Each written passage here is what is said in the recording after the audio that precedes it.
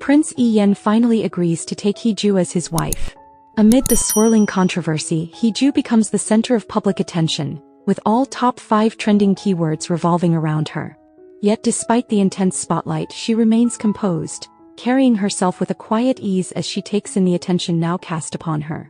Meanwhile, Jung-woo, who at first dismisses the matter as nothing more than a minor disturbance surrounding the rumored closeness between Grand Prince Hee-yeon and Hee-ju, ultimately seeks the truth directly from Hee-ju herself.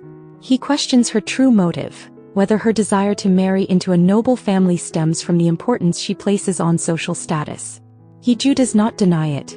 With the backing of the cabinet's approval, she earnestly hopes that Jung-woo as the prime minister will grant his consent to the marriage, for she longs to elevate her social status.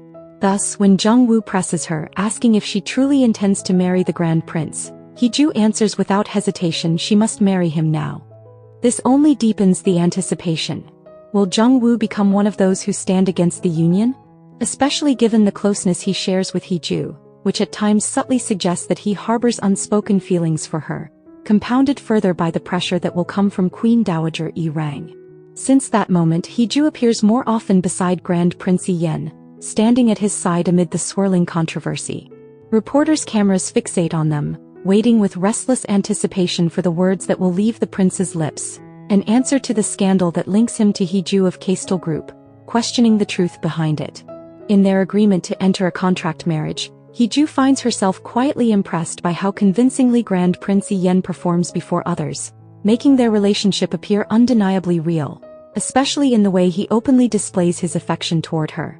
At one moment, Hee-ju poses a rather cliché question to the Grand Prince, asking what he would do if she had to endure the hardships of life as a daughter-in-law. On the other hand, to make their act more believable, Prince Hee-yeon shows no hesitation in appearing deeply infatuated with Hee-ju, as though completely enamored, so that others may truly believe this absurd marriage is genuine. It creates a tense yet undeniably romantic moment as the Grand Prince stands so close to her. However, their shared moments do not escape the curious eyes of the court servants, who secretly watch or even witness them firsthand. However, an unexpected incident suddenly unfolds. A group of teenage girls begin throwing eggs at Hee-ju, demanding that she stay away from the Grand Prince. They pelt her more than once, causing her irritation to rise, until she can no longer conceal the anger clearly reflected on her face. No matter how people treat her, Hee-ju does not really care, as she is already used to dealing with people like them.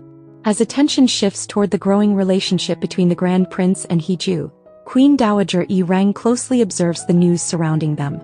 In a moment that stirs her irritation, Hee-ju prepares a baseball bat in her hand, expecting an unwelcome person to appear before her, yet it turns out to be Grand Prince Hee-yeon.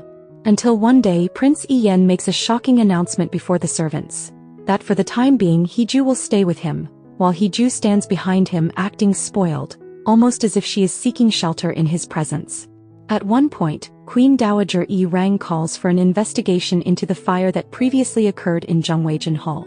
Soon after, a group of men in black suits arrives to conduct an inspection at Kflix Group, even entering Hee-ju's room, making it seem as if she is under suspicion. The tension between Grand Prince Hee-yeon and Queen Dowager Rang continues to rise, while Hee-ju stands firmly by the Grand Prince's side. The Queen Dowager asks whether the Grand Prince is truly confident, and he calmly returns the question, asking whether she is confident as well. At one moment, the Grand Prince demonstrates his resolve by carrying Hee-ju in his arms in front of Queen Dowager Rang. That day only deepens the Queen Dowager's resentment, as she ends up smashing a flower vase in anger. The presence of Hee-ju in the palace only deepens the divisions within the court factions. Not to mention Jae-kyung from the Kim family, who is planned to be betrothed as the Queen Dowager Rang's chosen woman and later introduced to Prince Hee-yeon. Another conflict adds even more tension when someone brings up Hee-ju's social status as a commoner and someone born out of wedlock. It makes us wonder how Prince Hee-yeon grows increasingly certain about marrying Hee-ju, and how their alliance, formed through a contract marriage chosen to change his fate, slowly brings him the first breeze of spring in love, transforming what begins as a contract into a genuine and real romantic relationship.